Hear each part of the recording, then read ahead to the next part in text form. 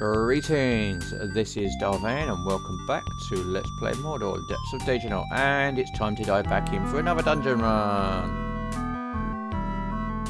Okay.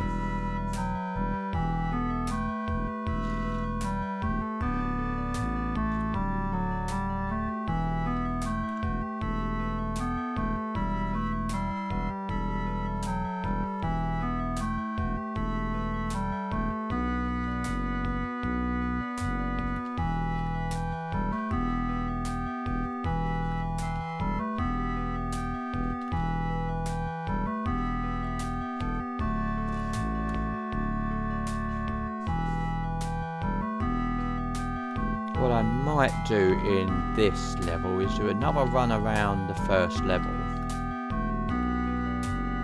And then maybe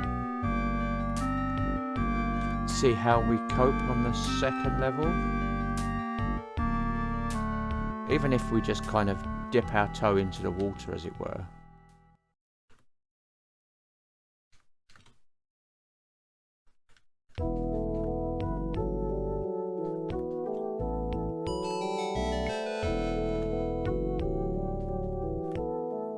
And the thing is, most of what we're looking for can be found on level 1, so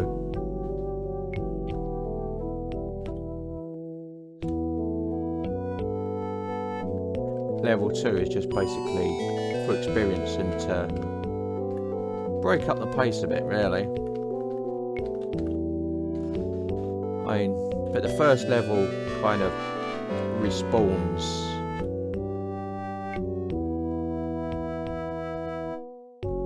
at a rate where there's not really much downtime. I mean, it's about 5 minutes per to respawn.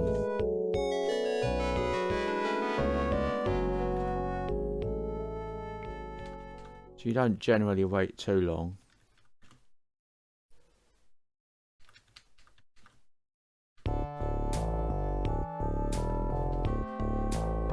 And it takes us longer than that to get around it all, really. So it works out that by the time you've done one area of the first level, you can go back to like the one you started off first and it's fully respawned. So when you start getting around to the point that it's slightly faster because your party's that over leveled, then you know. So we'll see. But I don't. It's not like I necessarily have a script for what I'm doing with any of these.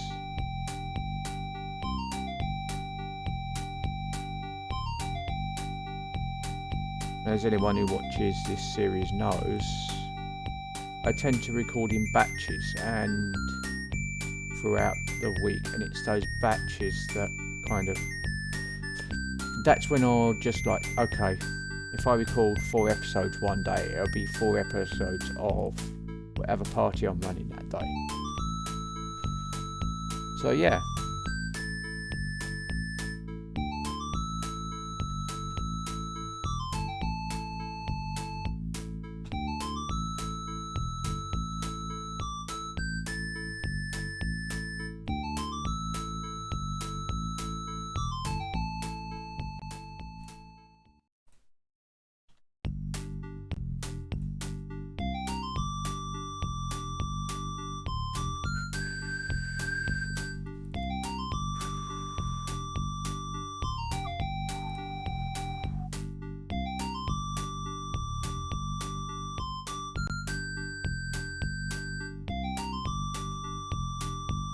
I mean, I figure what I'll do is I'll just kind of buy the ones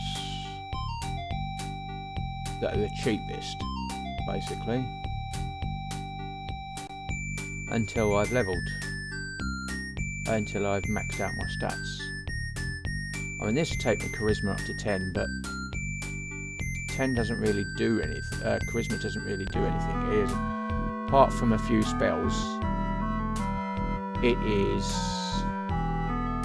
kind of pointless. So it's a dump stat for most characters. But then it was a dump stat in OD&D 2 for most characters too. Well, pretty much all of them, to be honest.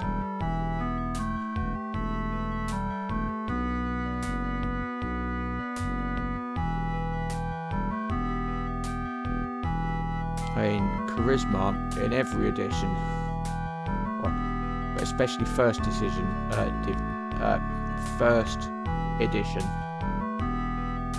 and basic D&D. Well, in basic D&D, you had your core classes. In OD&D, I mean, in OD&D, you originally had the wizard and the warrior. The thief was introduced in the second book, if I recall correctly. And then in the, I think it might have been the third, possibly the third book, they introduced the cleric.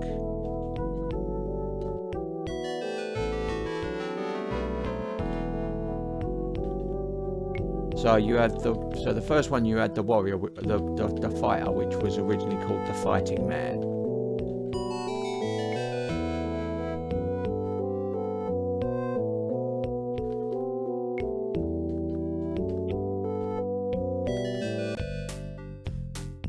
And the fighting man used strength.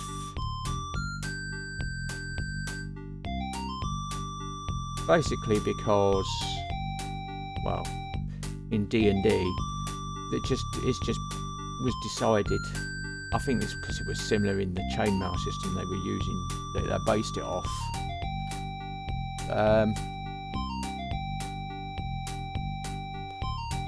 That strength determined not only damage, but what you needed to hit in melee.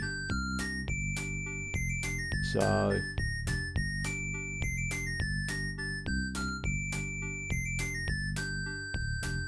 therefore it was considered important for fighting men.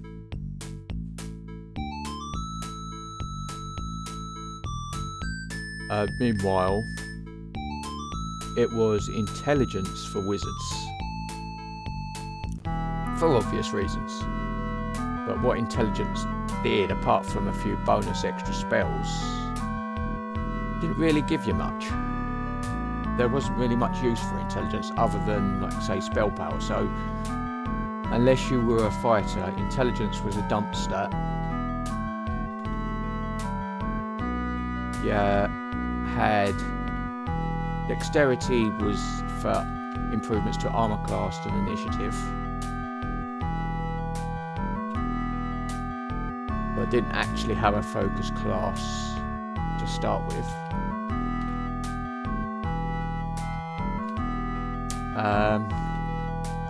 You had constitution for hit points and health, and because it's generally useful for all classes, you know, there was never really a class that focused in constitution. Although in basic D&D, high constitution was a requisite to be able to run a dwarf. Need to get you out of there.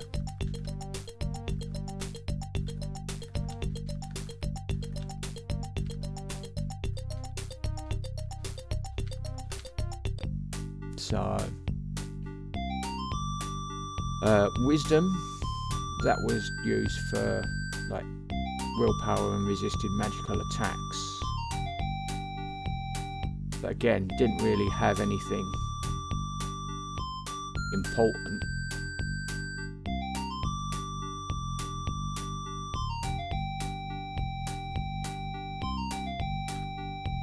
And then you had charisma, and the thing was that charisma, it was basically, that was, well, that was a dump stat because there was never really anything to use it. I think the main thing to use it was reaction rolls back in the time when, I mean, you see it like this, but I don't normally give them the chance. The high charisma characters, you have a chance to have enemies join you and they become companions. But I tend to just I just tend to end up like diving in, so I don't actually give charisma a chance to do any of that. And the other thing that charisma did was provided like morale and leadership. So when you got to a certain point, you could recruit followers and eventually build castles and whatnot. But if you're doing high level adventuring, none of that really matters. Maybe for henchmen,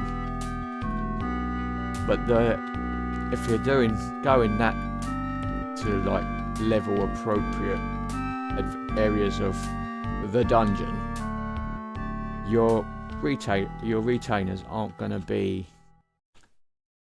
that useful.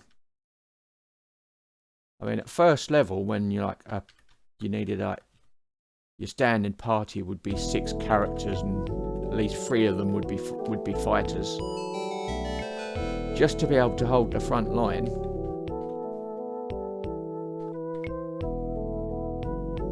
you know, maybe, and then you'd have like 2 spellcasters, you know.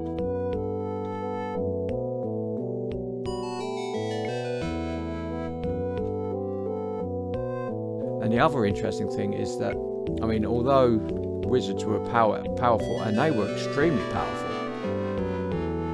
because of how fragile they were. I mean, you would have seen this, might have seen this on my Baldur's Gate series, because it carried on to AD&D 2nd edition. If you were having an organic game where basically, if your character died, you would just create a new character. If you had the money, you might think about, or whatever, you might think about raising, but the idea that you could drag the body out with their stuff with enough money at low level to raise anyone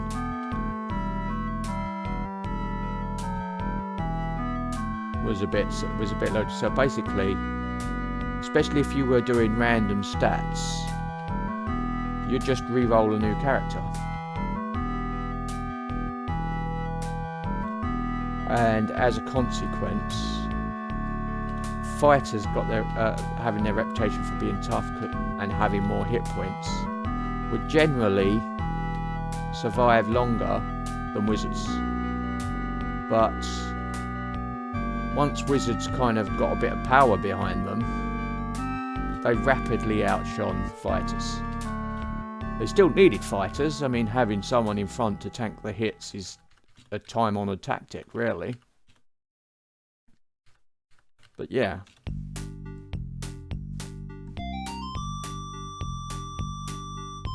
I mean, that's essentially what we're doing here. We got warriors tanking the hits for Ouroboros.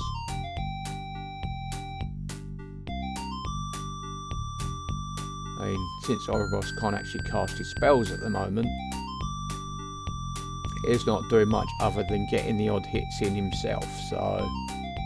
But that's okay.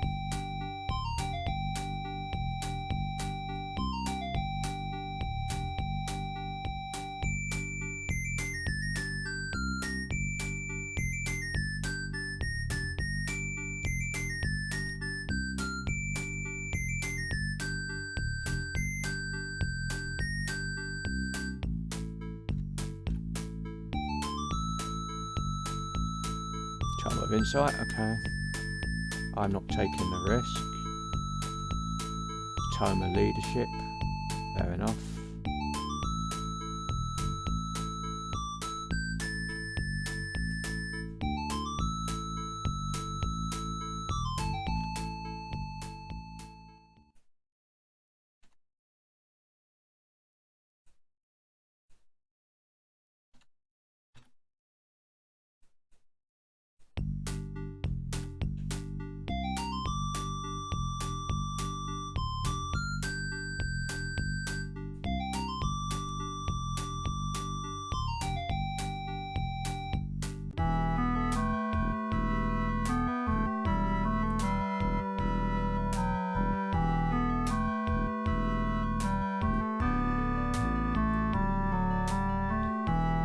if I can use any more spells yet.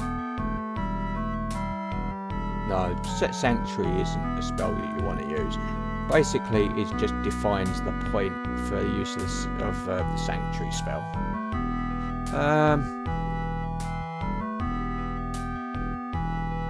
Let's go and dip our toe in level 2. See how bad it really is for us.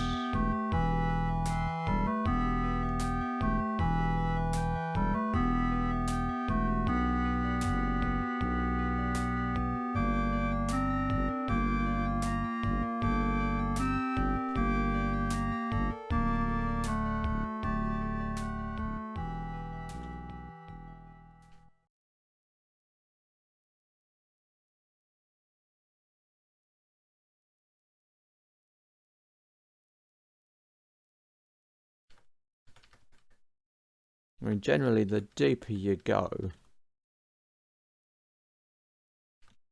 the harder the creatures, and therefore the more experience you get.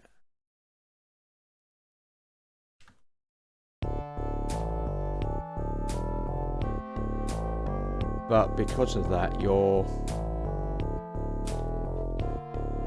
experience to treasure ratio often goes down quite a bit. Yeah.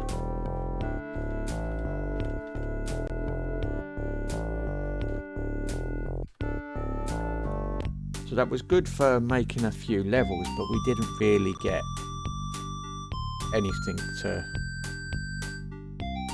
deal with anything really.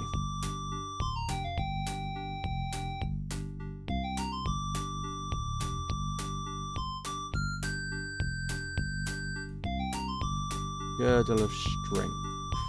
Let's see, well.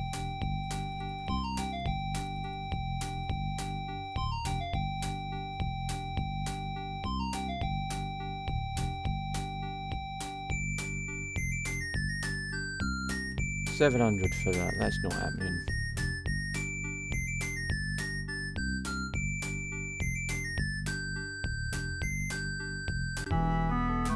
So I mean, it's generally worse because we're looking for treasure and for tomes to stick on the first level.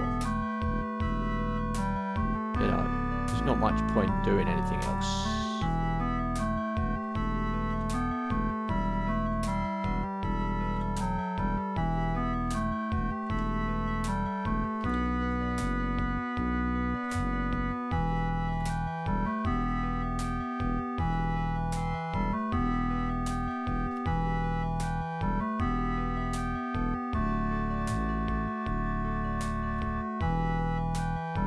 What I will do though, just for a change of pace, see the peace symbol? Basically it means that they don't want to fight, so it doesn't happen. And we get to decide, and sometimes it'll come up the bottom to press J to join. We can move without killing them, but you know what? It's either they join or you die really, there's not really much else to do.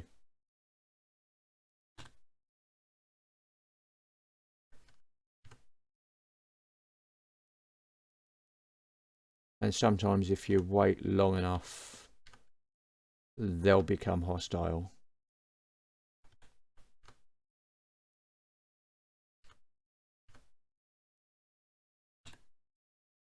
But it also means the rogues have more chance. There you go. 2 giant spiders offer to join. We'll join them.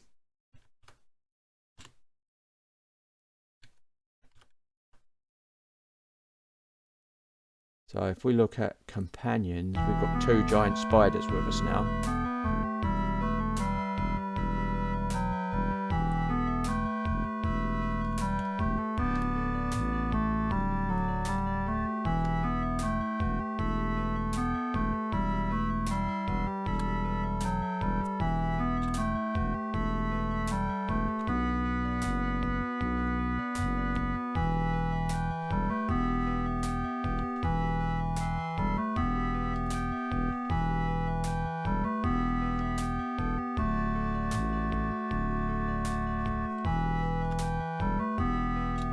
And we'll have a black bear.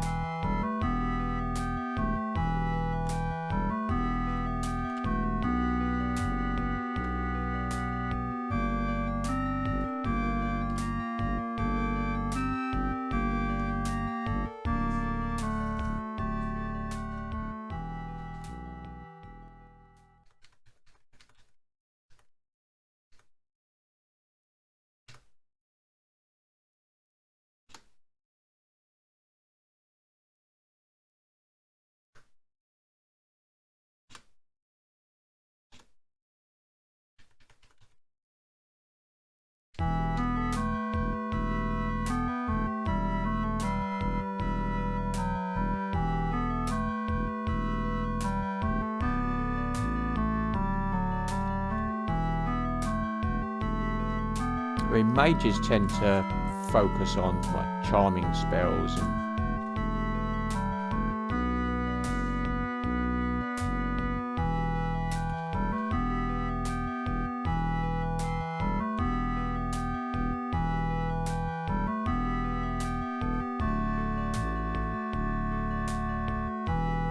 the problem is, of course, is companions. If you're at a level where you can encounter them and even closely defeat them, then they're a bit underleveled.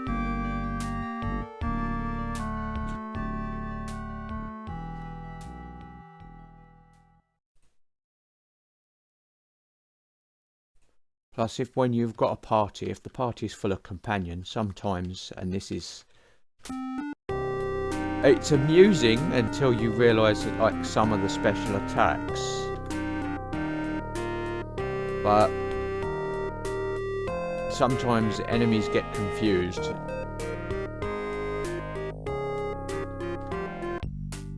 But what you can do, and this is something I'm just kind of showing off now. Let's see, we're going to carry on with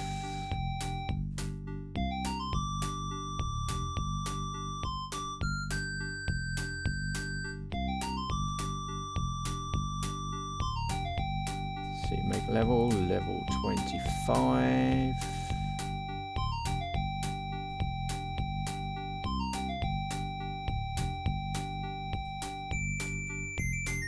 Still haven't got enough for that.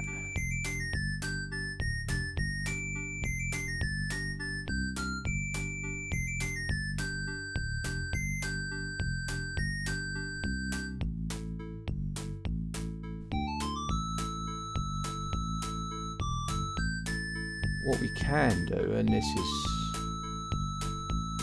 gotcha, is we can go to confinement and we can buy companions.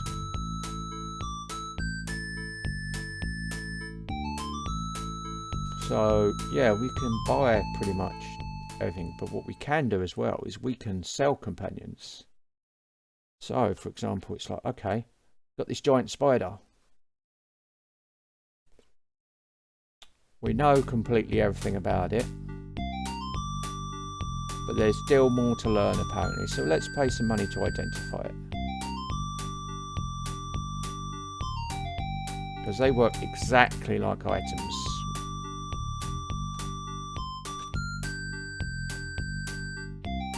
There you go, where we can learn that spiders can poison us, they're mine resistant and they're poison resistant, and we learn pretty much everything about them. And it's like, oh cool, okay, we'll sell that.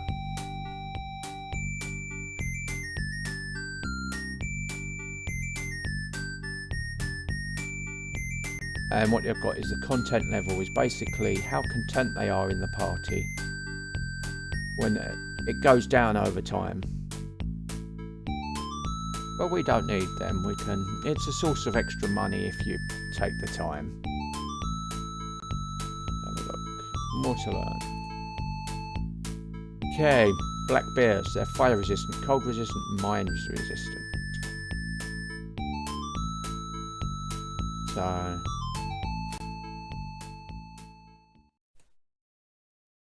they can be an interesting source of extra income.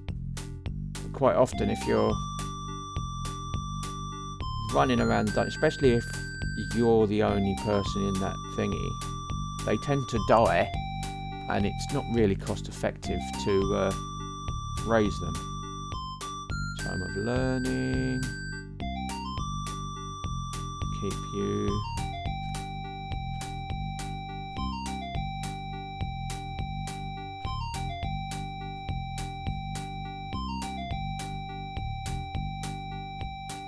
Two times of learning, that's not bad.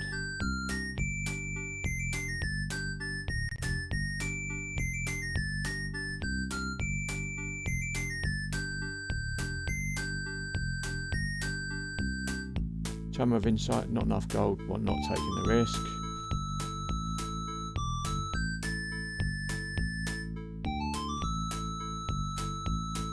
Loss of redemption.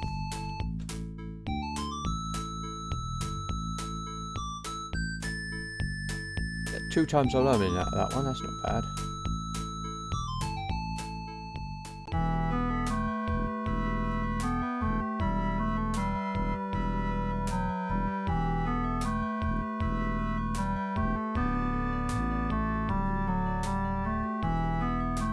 Intelligence of 16, nice.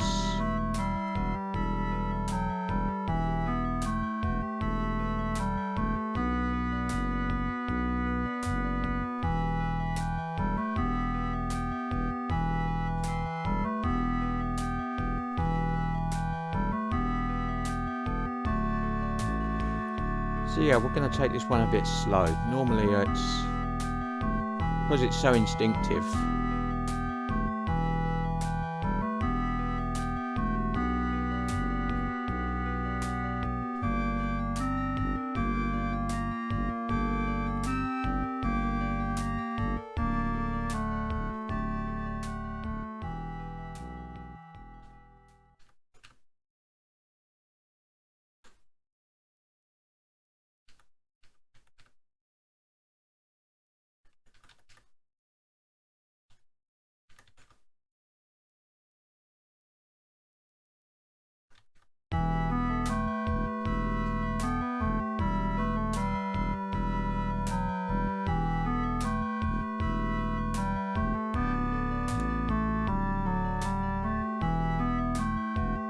and of course if you're a mage, many of your spells revolve around charming, so it's a useful source of income for a mage.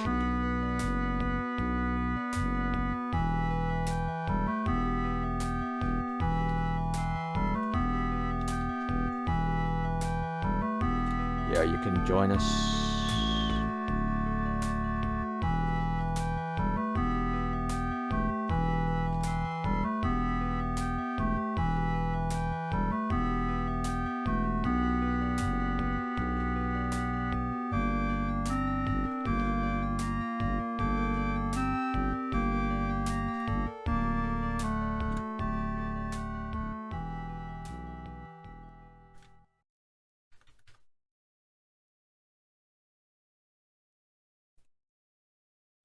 I mean, our companions pretty much have the same chance again. I mean, we've got a footpad with us. They're quite weak. I did give that a chance.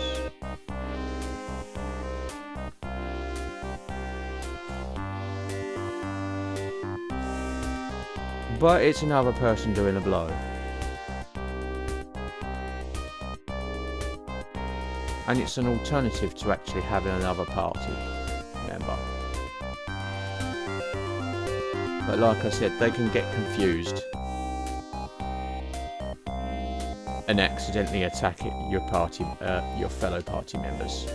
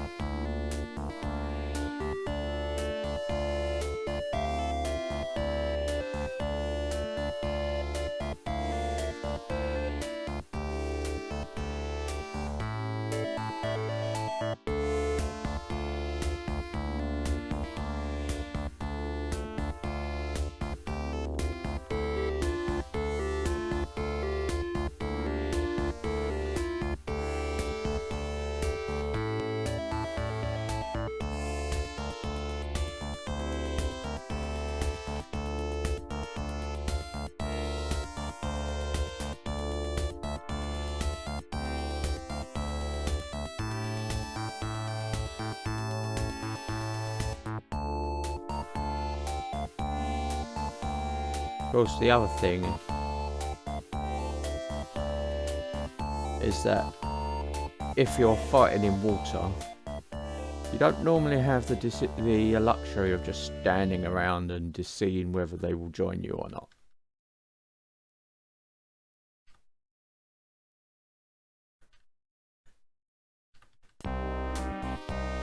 So I tend not to bother because it just kind of slows everything down overall.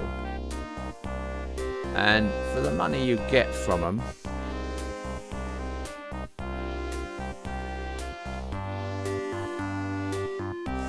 because once they've joined, you've got to keep them alive long enough to get back.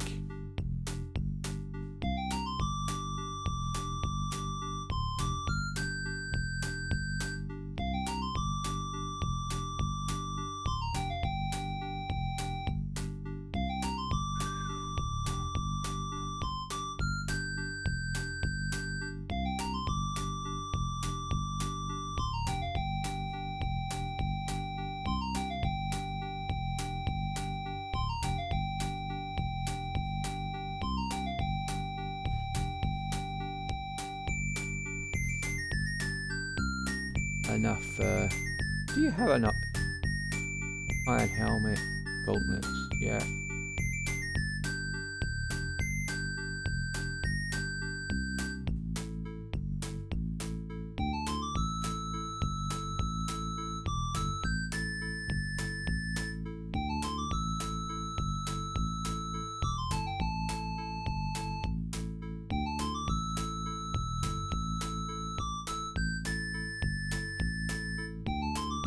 So yeah, that's companions for you.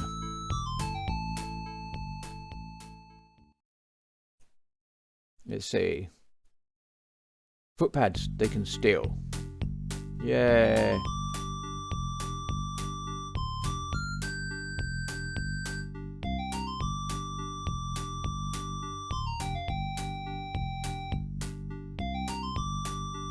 And most creatures are either neutral or evil. So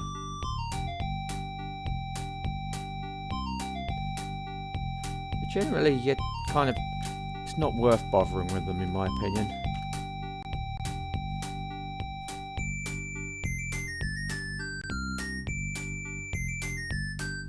Tome of agility, tome of insight, tome of endurance.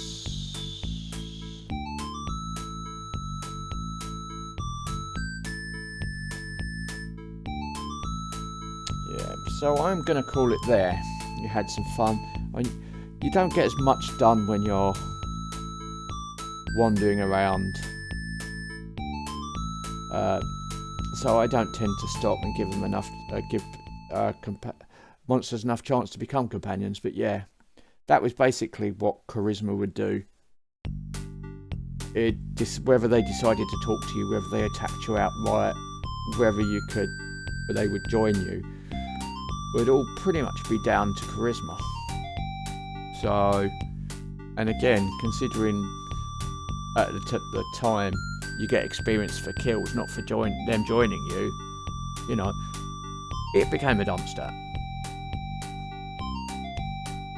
So anyway, yeah, I'm going to call it there, and I'll carry on my rambling rant. Well, it's not really a rant. My rambling about the evolution of D&D. And how it relates to this game, because like I said, this game is clearly heavily inspired by Dungeons and Dragons.